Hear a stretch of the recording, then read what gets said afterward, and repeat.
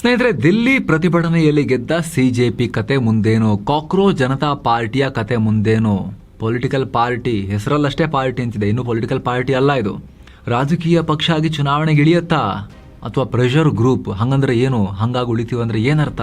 ಒಂದು ಮೀಮ್, ಒಂದು ಕಾಕ್ರೋಚ್. ದೇಶದ ದೊಡ್ಡ ಪೊಲಿಟಿಕಲ್ ಡಿಸ್ಕಷನ್ ಆಯ್ತಲ್ಲ. ಶಿಕ್ಷಣ ಮಂತ್ರಿಯ ರಾಜೀನಾಮೆ ಪಡೆಯೋ ಲೆವೆಲ್ಗೆ ಕಾಕ್ರೋಚ್ ಬಲಶಾಲಿ ಆಗಿತ್ತಲ್ಲ. ಈಗ ಎಲ್ಲರೂ ಕೇಳ್ತಿರೋ ಪ್ರಶ್ನೆ, ಮುಂದೇನು ಕಾಕ್ರೋಚ್ಗಳಿಗೆ ಅಂತ.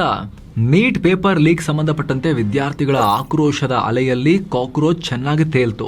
ನಾವು ಕೇವಲ ಸೋಷಿಯಲ್ ಮೀಡಿಯಾ ಟ್ರೆಂಡ್ ಮಾತ್ರ ಅಲ್ಲ, ವೈರಾಲಿಟಿ ಅಷ್ಟೇ ಅಲ್ಲ, ನಾವು ಗ್ರೌಂಡ್ ಲೆವೆಲ್ ಸ್ಟೂಡೆಂಟ್ಸ್ ಜೊತೆಗೆ ಹೋಗಿ ಒಟ್ಟಿಗೆ ಕೆಲಸ ಮಾಡೋ, ಧರಣಿಯನ್ನ ಆರ್ಗನೈಸ್ ಮಾಡೋ, ಹೋರಾಟವನ್ನ ತಾರ್ಕಿಕ ಅಂತ್ಯಕ್ಕೆ ಕೊಂಡೊಯ್ಯೋ, ಕೇಂದ್ರ ಸರ್ಕಾರದ ಟಾಪ್ ಮಿನಿಸ್ಟರ್ಗಳೊಂದಿಗೆ ಕೂತ್ಕೊಂಡು ನೆಗೋಷಿಯೇಟ್ ಮಾಡೋ ಆ ತಾಕತ್ತು ಕೂಡ ಇದೆ ಅನ್ನೋದನ್ನ ಸಿಜೆಪಿ ಫೈನಲಿ ಪ್ರೂವ್ ಮಾಡ್ತು. ಇದಾದ್ಮೇಲೆ ಸಿಜೆಪಿ ಮುಂದೆ 3 ದಾರಿ ಇದ್ವು: ಪೊಲಿಟಿಕಲ್ ಪಾರ್ಟಿ, ಪ್ರೆಷರ್ ಗ್ರೂಪ್ ಮತ್ತು ಕಣ್ಮರೆಯಾಗೋದು, ವಾಪಸ್ ಕತ್ತಲ ಸಂಧಿಯಲ್ಲಿ ಸೇರ್ಕೊಳ್ಳೋದು ಜಿರಳೆ ತರ. ಆದ್ರೆ ಕಾಕ್ರೋಚ್ ಜನತಾ ಪಾರ್ಟಿ, ನಾವು ಪೊಲಿಟಿಕಲ್ ಪಾರ್ಟಿ ಆಗಲ್ಲ, ನಾವು PG ಆಗ್ತೀವಿ ಅಂತ ಹೇಳಿದ್ದಾರೆ, ಪ್ರೆಷರ್ ಗ್ರೂಪ್ ಆಗ್ತೀವಿ ಅಂತ ಹೇಳಿದ್ದಾರೆ. ಇದಕ್ಕೋಸ್ಕರವೇ ಒಂದು ಅಧಿವೇಶನ ಇಟ್ಕೊಂಡಿದ್ರು ಇವರು. ಮಹಾರಾಷ್ಟ್ರದ ಛತ್ರಪತಿ ಸಂಭಾಜಿನಗರ ಔರಂಗಾಬಾದ್ ನಲ್ಲಿ 2 ದಿನಗಳ ಸ್ಟ್ರಾಟಜಿ ಮೀಟ್ ಅನ್ನ ಇಟ್ಕೊಂಡಿದ್ರು. ಸಿಜೆಪಿಯ ಅಭಿಜಿತ್ ದೀಪ್ಗೆ, ಸೌರವ್ ದಾಸ್, ಆಶುತೋಷ್ ರಾಂಕಾ ಸೇರಿ 50 ಜನ ಇದ್ರು. ಇಲ್ಲಿ ಸಿಜೆಪಿ ರೋಡ್ ಮ್ಯಾಪ್ ಡಿಸ್ಕಷನ್ ಆಯ್ತು. ಅದರಲ್ಲಿ ರಾಜಕೀಯ ಪಕ್ಷ ಆಗುವ ಪ್ಲಾನ್ ಇಲ್ಲ. ಮೀಡಿಯಾ ಅದನ್ನ ಓವರ್ ಫೋಕಸ್ ಮಾಡ್ತಿದ್ದಾರೆ. ನಾವು ಪ್ರೆಷರ್ ಗ್ರೂಪ್ ಆಗಿ ಕೆಲಸ ಮಾಡಿ ದೇಶಾದ್ಯಂತ ಯುವ ಜನತೆಯ ಸಮಸ್ಯೆಗಳಿಗೆ ಧ್ವನಿ ಆಗ್ತೀವಿ, ಸ್ಟೂಡೆಂಟ್ ಮೂವ್ಮೆಂಟ್ಸ್ಗೆ ಸಪೋರ್ಟ್ ಮಾಡ್ತೀವಿ ಅಂತ ಹೇಳಿದ್ದಾರೆ. ಹಾಗಿದ್ರೆ ಪ್ರೆಷರ್ ಗ್ರೂಪ್ ಅಂದ್ರೆ ಏನು ಬಿಡಿಸಿ ಹೇಳ್ತೀವಿ. ಆದ್ರೆ ಸ್ನೇಹಿತರೆ, ಸದ್ಯ ಜಾರ್ಖಂಡ್ ಮೇಲೆ ಎಲ್ಲರ ಕಣ್ಣಿದೆ. JSSC ನೇಮಕಾತಿ ಅಕ್ರಮಗಳ ವಿರುದ್ಧ ಜಾರ್ಖಂಡ್ ವಿದ್ಯಾರ್ಥಿಗಳು ಭಾರಿ ಪ್ರತಿಭಟನೆ ಮಾಡ್ತಿದ್ದಾರೆ. ಕಟ್ ಆಫ್ ಮಾರ್ಕ್ಸ್ ರಿಲೀಸ್ ಆಗಿಲ್ಲ, OMR ಶೀಟ್ಸ್ ಅಲ್ಲಿ ಎರರ್ಸ್ ಇದಾವೆ, ಪರೀಕ್ಷೆನಲ್ಲಿ ಮಾಲ್ ಪ್ರಾಕ್ಟೀಸಸ್ ಅಕ್ರಮ ಆಗಿದೆ ಅನ್ನೋ ಆರೋಪ ಇದೆ. ಹೀಗಾಗಿ ರಾಂಚಿಯಲ್ಲಿ ಜುಲೈ 29ರಿಂದಲೂ ವಿದ್ಯಾರ್ಥಿಗಳು ಉಪವಾಸ ಸತ್ಯಾಗ್ರಹ ನಡೆಸ್ತಾ ಇದ್ದಾರೆ. 13ನೇ ದಿನಕ್ಕೆ ಕಾಲಿಟ್ಟಿದೆ. ಸಿಜೆಪಿ ಫೌಂಡರ್ ಅಭಿಜಿತ್ ದೀಪ್ಗೆ ಅವ್ರ ಮೇಲೂ ಕೂಡ ಪ್ರೆಷರ್ ಬಂತು, ನೀವು ಅದ್ರ ಬಗ್ಗೆ ಯಾಕೆ ಮಾತಾಡ್ತಿಲ್ಲ ಅಂತ. ಅವರು ಇಲ್ಲ, ನಾವು ಖಂಡಿತ ಜಾರ್ಖಂಡ್ಗೆ ಹೋಗ್ತೀವಿ, ಅವರ ಬೇಡಿಕೆಗಳಿಗೂ ಸಪೋರ್ಟ್ ಮಾಡ್ತೀವಿ ಅಂತ ಹೇಳಿದ್ದಾರೆ. ಆ ಮೂಲಕ ನಾವು ಕೇವಲ ಬಿಜೆಪಿ ವಿರುದ್ಧ ಮಾತ್ರ ಅಲ್ಲ, ಕಾಂಗ್ರೆಸ್ JMM ಮೈತ್ರಿಕೂಟ ಸರ್ಕಾರ ಅಧಿಕಾರದಲ್ಲಿರೋ ಜಾರ್ಖಂಡ್ನಲ್ಲೂ ಕೂಡ ವಿದ್ಯಾರ್ಥಿಗಳ ಸಮಸ್ಯೆಗೆ ಬೆಂಬಲ ಕೊಡ್ತೀವಿ, ನಾವು ಯಾವುದೋ ಒಂದು ಪಕ್ಷದ ಬಿ ಟೀಮ್ ಅಲ್ಲ ಅನ್ನೋ ಮೆಸೇಜ್ ಅನ್ನ ಪಾಸ್ ಮಾಡೋಕೆ ಪ್ರಯತ್ನ ಪಟ್ಟಿದ್ದಾರೆ. ಆದರೆ ಇನ್ನೂ ಕೂಡ ಅವ್ರು ಹೋಗಿಲ್ಲ. ಅಲ್ಲಿ ಕಾಕ್ರೋಚ್ ಜನತಾ ಪಾರ್ಟಿಯವರು ಯಾರು ಕಾಣಿಸ್ಕೊಂಡಿಲ್ಲ ಪ್ರತಿಭಟನೆಯಲ್ಲಿ. ಹೇಳಿ 2-3 ದಿನ ಆಯ್ತು, ಇನ್ನೂ ಯಾರು ಹೋಗಿಲ್ಲ. ಕೇವಲ ಬಾಹ್ಯ ಬೆಂಬಲವನ್ನ ಘೋಷಣೆ ಮಾಡಿದ್ದಾರೆ. ಆದ್ರೆ ಸಿಜೆಪಿ ಪ್ರತಿಭಟನೆಗೆ ದೊಡ್ಡ ಮೈಲೇಜ್ ತಂದು ಕೊಟ್ಟ ಸೋನಂ ವಾಂಗ್ಚುಕ್ ಕೂಡ ಅವ್ರು ಕಾಲ್ ಮಾಡಿ ಸಪೋರ್ಟ್ ಮಾಡಿದ್ದಾರೆ. ಅವ್ರು ನೀವು ಇಲ್ಲಿ ಬನ್ನಿ ಸಪೋರ್ಟ್ ಮಾಡಿ ಅಂತ ಕರೀತಿದ್ದಾರೆ. ಬಟ್ ಇನ್ನೂ ಕೂಡ ವಾಂಗ್ಚುಕ್ ಅವರು ಅಲ್ಲಿಗೆ ಹೋಗಿಲ್ಲ. ಜಾರ್ಖಂಡ್ ನಲ್ಲಿ ಪ್ರತಿಭಟನೆಯನ್ನ ಲೀಡ್ ಮಾಡ್ತಿದ್ದ ವಿದ್ಯಾರ್ಥಿ ನಾಯಕ ದೇವೇಂದ್ರನಾಥ್ ಮಹತೋಗೆ ಕಾಲ್ ಮಾಡಿ ಮಾತಾಡಿದ್ದಾರೆ. 10 ನಿಮಿಷ ಉಪವಾಸ ಮಾಡಬೇಡಿ, ಏನು ಈ ನೀರು ಕುಡಿದನೂ ಮಾಡಬೇಡಿ, ನೀರಾದ್ರೂ ಕುಡೀರಿ ಅಂತ ಹೇಳಿ ಮನವೊಲಿಸಿ ನೀರು ಕುಡಿಯೋ ರೀತಿ ನೋಡ್ಕೊಂಡಿದ್ದಾರೆ. ಅವರು ನೀರನ್ನ ಕುಡಿದು ಉಪವಾಸವನ್ನ ಕಂಟಿನ್ಯೂ ಮಾಡಿದ್ದಾರೆ. ಸೊ ಈಗ ದೇಶ ಗಮನ ಕೊಟ್ಟು ನೋಡ್ತಾ ಇದೆ. ಸಿಜೆಪಿ ನಿಜವಾಗ್ಲೂ ಹೇಳೋ ತರ ದೇಶಾದ್ಯಂತ ಇರೋ ಯುವ ಜನತೆಯ ಧ್ವನಿ ಆಗೋಕೆ ಪ್ರಯತ್ನ ಪಡ್ತಾ ಇದೆಯಾ, ಅಥವಾ ಇವರು ಕೇವಲ ಒಂದು ಪಾರ್ಟಿಯನ್ನ ವಿರೋಧಿಸೋ ಐಡಿಯಾಲಜಿಕಲ್ ಗುಂಪಾ ಅಂತ ನೋಡ್ತಿದ್ದಾರೆ? ಜಾರ್ಖಂಡ್ ಇವರಿಗೆ ಒಂದು ಹೊಸ ಅಪಾರ್ಚುನಿಟಿ ತರ್ತಾ ಇದೆ, ಹೊಸ ಟೆಸ್ಟ್ ಕೂಡ ಹೌದು, ದೊಡ್ಡ ಪರೀಕ್ಷೆ ಕೂಡ ಹೌದು. ಅದನ್ನ ಹೇಗೆ ಹ್ಯಾಂಡಲ್ ಮಾಡುತ್ತೆ ಸಿಜೆಪಿ? ನಿಜವಾಗ್ಲೂ ಅಲ್ಲಿ ಹೋಗಿ ಬೆಂಬಲ ಕೊಡುತ್ತಾ ಅನ್ನೋದೀಗ ನೋಡ್ಬೇಕು. ಆದ್ರೆ ಸದ್ಯಕ್ಕೆ ಜಾರ್ಖಂಡ್ ವಿಚಾರದಲ್ಲಿ ಸಿಜೆಪಿ ಏನ್ ಮಾಡುತ್ತೆ ಅನ್ನೋದ್ರ ಕ್ಲಾರಿಟಿ ಇಲ್ಲ. ಸಿಜೆಪಿ ಅವರು ನಾವು ದೇಶದ ಎಲ್ಲಾ ಕಡೆ ಹೋಗ್ತೀವಿ ಅಂತ ಹೇಳಿದ್ದಾರೆ. ನೇಷನ್ ವೈಡ್ ಲಿಸನಿಂಗ್ ಟೂರ್ ಮಾಡ್ತೀವಿ, ಬೇರೆ ಬೇರೆ ರಾಜ್ಯಗಳ ವಿದ್ಯಾರ್ಥಿಗಳನ್ನ ಭೇಟಿ ಮಾಡ್ತೀವಿ, unemployment, paper leak, education issues ಈ ಬಗ್ಗೆ ಧ್ವನಿ ಎತ್ತುತ್ತೀವಿ ಅಂತ ಹೇಳಿದ್ದಾರೆ. ಈಗ ಪ್ರೆಷರ್ ಗ್ರೂಪ್ ಅಂದ್ರೆ ಏನು ಅಂತ ನೋಡೋಣ. ಪೊಲಿಟಿಕಲ್ ಪಾರ್ಟಿ ಆಗಲ್ಲ, PG ಆಗ್ತೀವಿ ಅಂತ ಹೇಳಿದಾರಲ್ಲ, ಹಂಗಂದ್ರೆ ಏನು ಅಂತ ಸಿಂಪಲ್ ಆಗಿ ಹೇಳಬೇಕು ಅಂದರೆ, ಚುನಾವಣೆಗೆ ನಿಂತು ಎಲೆಕ್ಷನ್ ಎಲ್ಲ ಕಂಟೆಸ್ಟ್ ಮಾಡಿ ಅವರು ಎಲೆಕ್ಟ್ರಲ್ ಪಾಲಿಟಿಕ್ಸ್ ಮಾಡೋದಲ್ಲ, ಬದಲಿಗೆ ಸರ್ಕಾರಗಳ ಮೇಲೆ ಒತ್ತಡ ಹಾಕೋ ಗುಂಪುಗಳಾಗೋದು. ಡೆಮೋಕ್ರಸಿಯಲ್ಲಿ ಪ್ರೆಷರ್ ಗ್ರೂಪ್ಗಳಿಗೂ ಕೂಡ ವಿಶೇಷ ಸ್ಥಾನ ಇದೆ. ಯಾವ ಇಶ್ಯೂ ಮೇಲೆ ಜನರಿಗೆ ಆಕ್ರೋಶ ಇದೆಯೋ ಅದೇ ಇಶ್ಯೂ ಮೇಲೆ ಧ್ವನಿ ಎತ್ತೋದು. ಉದಾಹರಣೆಗೆ ರೈತ ಸಂಘಟನೆಗಳು, ವಿದ್ಯಾರ್ಥಿ ಸಂಘಟನೆಗಳು, ಕಾರ್ಮಿಕ ಸಂಘಟನೆಗಳು, ವಿವಿಧ ಪ್ರೊಫೆಷನಲ್ ಗ್ರೂಪ್ಸ್ ಸರ್ಕಾರಗಳನ್ನು ಅನ್ಕಂಫರ್ಟಬಲ್ ಮಾಡೋ ಪವರ್, ನ್ಯೂಸ್ ಹೆಡ್ಲೈನ್ಸ್ ಕ್ರಿಯೇಟ್ ಮಾಡೋ ಪವರ್, ಮೂವ್ಮೆಂಟ್ ಬಿಲ್ಡ್ ಮಾಡೋ ಪವರ್. ಭಾರತದಲ್ಲಿ ಹಲವಾರು ಪ್ರೆಷರ್ ಗ್ರೂಪ್ಸ್ಗಳಿಗೆ ಇವೆ. ಆ ರೀತಿ ಪ್ರೆಷರ್ ಗ್ರೂಪ್ಸ್ ಇವೆ. ಸರ್ಕಾರದ ಪಾಲಿಸಿಗಳನ್ನೇ ಚೇಂಜ್ ಮಾಡುವಷ್ಟು ಪ್ರಭಾವ ಬೀರ್ತಾರೆ ಇವರು. ಹಾಗಿದ್ರೆ ಸಿಜೆಪಿ ಕೂಡ education reforms, exam transparency, recruitment systems ಈ ವಿಚಾರಗಳಲ್ಲಿ ಸರ್ಕಾರಗಳ ಮೇಲೆ ಪ್ರೆಷರ್ ತರಬಹುದಾ? ಅದೇ ಈಗ ನೋಡಬೇಕಾಗಿದೆ.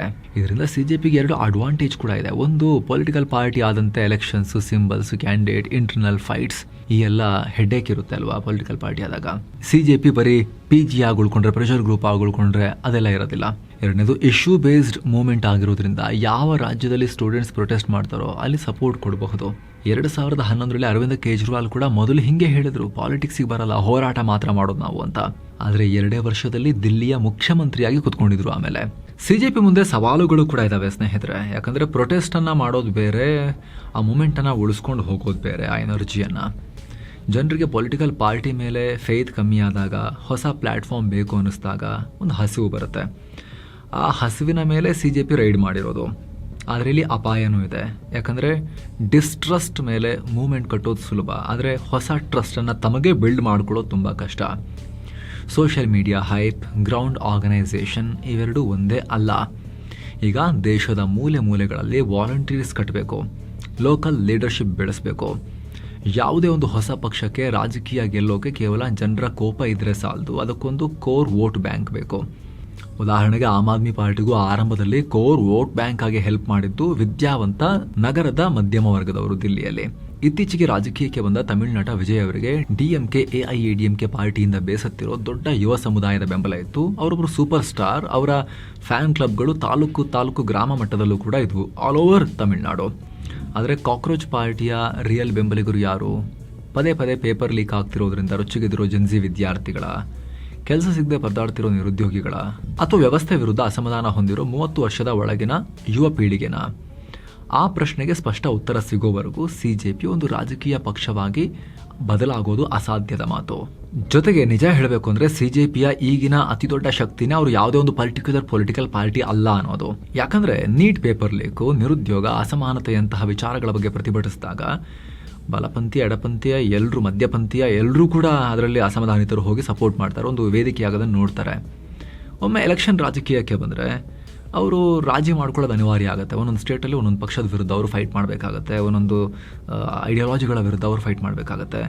ಇವ್ರದ್ದೇ ಒಂದು ಹೊಸ ಐಡಿಯಾಲಜಿಯನ್ನು ಅಥವಾ ಪೊಲಿಟಿಕಲ್ ಥಿಯರಿಯನ್ನು ಮುಂದಿಡಬೇಕಾಗತ್ತೆ. ಆವಾಗ ಹೊರಗಿದ್ಕೊಂಡು ನೋಡಿ ಇವರೆಲ್ಲ ಗಲೀಜು ಚೆನ್ನಾಗಿಲ್ಲ ಅಂತ ಹೇಳ್ತಿರ್ತಾರಲ್ಲ, ಈಗ ಒಳಗೆ ನಿಂತ್ಕೊಂಡ್ಬಿಟ್ಟು ಅವರೊಟ್ಟಿಗೆ ಇದ್ದುಕೊಂಡು ಕೂಡ ನಾವು ಬೇರೆ ಅಂತೇಳಿ ಪ್ರೂವ್ ಮಾಡ್ಕೊಳ್ಳೋ ಚಾಲೆಂಜ್ ಬರುತ್ತೆ. ಹೀಗೆಲ್ಲ ಆದ್ಮೇಲೂ ಕೂಡ 2029ರ ವೇಳೆಗಿನ 2.5 ವರ್ಷಗಳಲ್ಲಿ ಅವರು ಏನಾದರೂ ಪೊಲಿಟಿಕಲ್ ಪಾರ್ಟಿಯಾಗಿ ಕಂಟೆಸ್ಟ್ ಮಾಡಿದ್ರೆ ಆವಾಗ ಯಾರ ಓಟ್ ತಿನ್ಬೋದು, ಯಾರಿಗೆ ಪೆಟ್ಕೊಳ್ಬೋದು? ಆಡಳಿತ ವಿಪಕ್ಷ ಇಬ್ಬರಿಗೂ ಪೆಟ್ಟಾಗ್ಬೋದು. ಇವಾಗಲೇ ಹಿಂಗೆ ಆಗತ್ತೆ ಅಂತ ಹೇಳಕ್ಕೆ ಬರಲ್ಲ. ಆರಂಭದಲ್ಲಿ ಅನಿಸಿದ್ದೇನು, ಮೋದಿ ಸರ್ಕಾರದ ವಿರುದ್ಧ ಓಟ್ ತಗೊಳ್ತಾರೆ ಇವರು ಅಂಥೇಳಿ. ಆದರೆ ದಿಲ್ಲಿ ಪ್ರತಿಭಟನೆಯಲ್ಲಿ BJPಯ ಕೋರ್ ವೋಟರ್ಸ್, ವೋಟ್ ಬೇಸ್, ಅಲ್ಲಿಂದ ಬಂದ ಜೆನ್ಜಿಗಳು, ಯುವಜನತೆ ಕೂಡ ಪಾಲ್ಗೊಂಡಿದ್ರು. ಆಡಳಿತ ಪಕ್ಷದ BJPಯ ಯುವ ವೋಟ್ ಬ್ಯಾಂಕ್ಗೂ ಡೈರೆಕ್ಟ್ ಪೆಟ್ಟಿದ್ದು. ಈ ಮೊದಲು ನರೇಂದ್ರ ಮೋದಿಯವರನ್ನು ಅತಿ ಹೆಚ್ಚು ಬೆಂಬಲಿಸಿದ್ದು 2013-14ರ ವೇಳೆಗೆ ಅಂದು ಯುವಕರಾಗಿದ್ದವರು, ಅವತ್ತಿನ ಜೆನ್ಜಿ ಇಕ್ವಲೆಂಟ್. ಅವತ್ತು 18ಇಂದ 25 ರೇಂಜಲ್ಲಿ ಏಜ್ ಗ್ರೂಪ್ನಲ್ಲಿದ್ದಂಥ ಯುವಜನತೆ. ಆದರೆ ಇವಾಗಿನ ಯುವಜನತೆ ಯಾರು? ನೆಕ್ಸ್ಟ್ ಜನ್ರೇಷನ್ ಅವರು. ಲಾಸ್ಟ್ 12 ಇಯರ್ಸ್, ಈಗ ಇನ್ 3 ಇಯರ್ಸ್ ಕಳೆದ್ರೆ 15 ಇಯರ್ಸ್ ಆಗೋಗುತ್ತೆ. ಹೊಸ ಜನ್ರೇಷನ್ ವೋಟ್ ಮಾಡಕ್ಕೆ ಬರ್ತಾ ಇದೆ. ಅವರು ನೀಟ್ ಪೇಪರ್ ಲೀಕ್ನಂಥ ವಿಚಾರಗಳಿಂದ ಬೇಸತ್ತು ರೊಚ್ಚಿಗೆದ್ರೆ BJPಗೂ ಕೂಡ ಡ್ಯಾಮೇಜೇ. BJPಯ ಕೋರ್ ವೋಟರ್ಸ್ ಶಿಫ್ಟ್ ಆಗಿಲ್ಲ ಅಂದರೂ ಕೂಡ ಬರೀ ಕೋರ್ ವೋಟರ್ಸಿಂದ ಎಲೆಕ್ಷನ್ ಗೆಲ್ಲಕ್ಕಾಗಲ್ಲ. BJP 3 ಸಲ ಕೇಂದ್ರದಲ್ಲಿ ಅಧಿಕಾರಕ್ಕೆ ಬಂದಿರೋದು ಬರೀ ಕೋರ್ ವೋಟರ್ಸಿಂದಲ್ಲ. ಆ ಕೋರ್ ಸುತ್ತ ಫಾರ್ಮ್ ಆದ ನ್ಯೂಟ್ರಲ್ ವೋಟರ್ಸ್ನ ಬೆಂಬಲ ಇದೆಯಲ್ಲ, ಅದು ಮುಖ್ಯ ರೋಲ್ ನಿಭಾಯಿಸುತ್ತೆ ಯಾರೇ ಗೆಲ್ಲೋದ್ರಲ್ಲಿ ಅಥವಾ ಸೋಲೋದ್ರಲ್ಲಿ. ಕೋರ್ ಹಾಗೆ ಇರುತ್ತೆ, ತುಂಬ ವ್ಯತ್ಯಾಸ ಆಗಲ್ಲ. ಸೊ ನ್ಯೂಟ್ರಲ್ ವೋಟರ್ಸನ್ನು ಡೈವರ್ಟ್ ಮಾಡಿದ್ರೆ BJPಗೂ ಪೆಟ್ಟೆ. ಹಾಗೆ ವಿಪಕ್ಷಗಳಿಗೆ ಏನು ಡ್ಯಾಮೇಜ್ ಅನ್ನೋ ಆ್ಯಂಗಲ್ನಲ್ಲಿ ನೋಡಿದಾಗ ಸಾಮಾನ್ಯವಾಗಿ ಏನೇ ಆ್ಯಂಟಿ ಇನ್ಕಂಬನ್ಸಿ, ಸರ್ಕಾರದ ಮೇಲಿನ ಕೋಪ, 15 ವರ್ಷ ಆಯಿತು, ನಿಧಾನಕ್ಕೆ ಫಟೀಗ್ ಶುರುವಾಯಿತು, ಬೇಸರ ಅಥವಾ ಚೇಂಜ್ ಬೇಕಪ್ಪ ಅಂತ ಅನ್ನಿಸ್ತು ಅಂದರೆ ಆ ವೋಟನ್ನು ಕಾಂಗ್ರೆಸ್ ಸೇರಿ ವಿಪಕ್ಷಗಳ ಕಡೆಗೆ ಹಾಕೋದ್ರ ಬದಲು ಇವ್ರು ಬಂದು ತೊಗೊಂಡ್ಬಿಟ್ರೆ ವಿಪಕ್ಷಗಳಿಗೂ ಡ್ಯಾಮೇಜೇ ಅದು. ಕಾಂಗ್ರೆಸ್ ಕೈಲಿ ಏನೂ ಮಾಡೋಕ್ಕಾಗ್ತಿಲ್ಲ, 12 ವರ್ಷಗಳಿಂದ ಏನೂ ಮಾಡಿಲ್ಲ ವಿಪಕ್ಷ ನಾಯಕರಾಗಿ ರಾಹುಲ್ ಗಾಂಧಿ. ನೋಡಿ ನಾವು ಹೆಂಗೆ ಫೈಟ್ ಮಾಡಿದ್ವಿ ನೋಡಿ, ಫಸ್ಟ್ ಫೈಟಲ್ಲೇ ಒಬ್ಬ ಮಿನಿಸ್ಟರ್ ರಾಜೀನಾಮೆ ಪಡ್ಕೊಂಡ್ವಿ, ನಾವು ನಿಜವಾದ ವಿಪಕ್ಷ ಅಂಥೇಳಿ ಇವರು ಪ್ರೊಜೆಕ್ಟ್ ಮಾಡಿಕೊಂಡು ದೊಡ್ಡ ಪ್ರಮಾಣದಲ್ಲಿ ಆ್ಯಂಟಿ ಇನ್ಕಂಬನ್ಸಿ ವೋಟ್ಗಳನ್ನೆಲ್ಲ ಇವರು ತಿಂದರೆ ಆವಾಗ ವ್ಯವಸ್ಥೆ ವಿರುದ್ಧ ಆಕ್ರೋಶಗೊಂಡಿರೋ ಜೆನ್ಸಿಗಳ ಒಂದಷ್ಟು ಭಾಗ ಯುವಕರು ಕಾಂಗ್ರೆಸ್ ಅಥವಾ ವಿಪಕ್ಷಗಳಿಗೆ ವೋಟ್ ಹಾಕೋದ್ರ ಬದಲು CJP ಕಡೆಗೆ ಮೂವ್ ಆಗಿ ಡ್ಯಾಮೇಜೇ ಆಗ್ಬೋದು. ಇದು ಎರಡೂ ಮಾಡದೆ ವಿಪಕ್ಷಗಳೊಂದಿಗೆ ಸೇರ್ಕೊಂಡ್ಬಿಟ್ರೆ ಅವರು ಆಡಳಿತ ಪಕ್ಷದೊಂದಿಗೆ ಸೇರ್ಕೊಳ್ಳೋದು ತುಂಬ ಡಿಫಿಕಲ್ಟ್. ಅವರು ಆ್ಯಂಟಿ BJP ಅನ್ನೋದೇ ಅವರ ಮೂಲ ಸಿದ್ಧಾಂತ.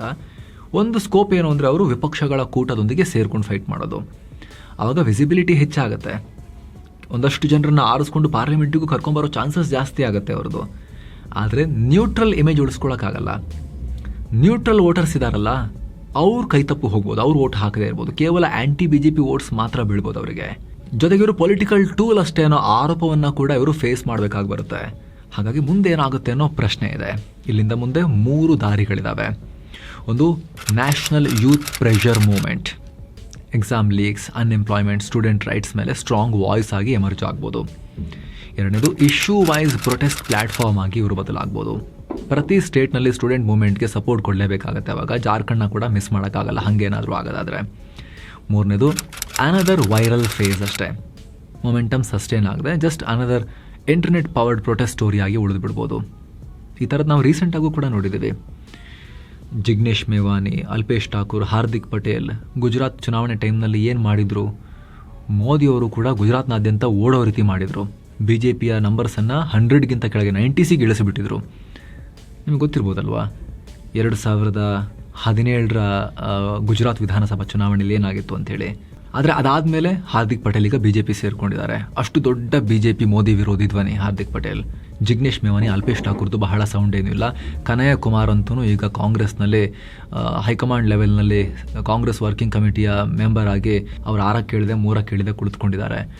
ಮೊನ್ನೆ ಅವ್ರನ್ನ ಕೇರಳ ಹೌಸಿಂದ, ಅಂದರೆ ಕಾಂಗ್ರೆಸ್ ಅಧಿಕಾರದಲ್ಲಿರೋ ಒಂದು ರಾಜ್ಯದ ದಿಲ್ಲಿಯಲ್ಲಿ ಅವ್ರದ್ದು ಇರುತ್ತಲ್ಲ ಕರ್ನಾಟಕ ಭವನ, ಕೇರಳ ಹೌಸಿಂಗ್ ಎಲ್ಲ ಇರುತ್ತಲ್ಲ, ಅಲ್ಲಿ ನನ್ನ ಫ್ರೆಂಡ್ ಬುಕ್ ಮಾಡಿದಾನೆ ಟಿಕೆಟ್ ಅಂತೇಳಿ ಹೋಗಿ ಅಲ್ಲಿನ ಅಧಿಕಾರಿ ಅವ್ರನ್ನ ಪೊಲೀಸ್ ಕರೆಸಿ ಆಚೆ ಹಾಕ್ಸಿದ್ರು. ಸೊ ಈ ರೀತಿ ಮೊಮೆಂಟಮ್ ಥರ ಬಂದು ಹಾಗೆ ಸೈಡ್ ಲೈನ್ ಆಗಿ ಹೋಗಿರೋ ಎಕ್ಸಾಂಪಲ್ಸ್ ಕೂಡ ಇದೆ.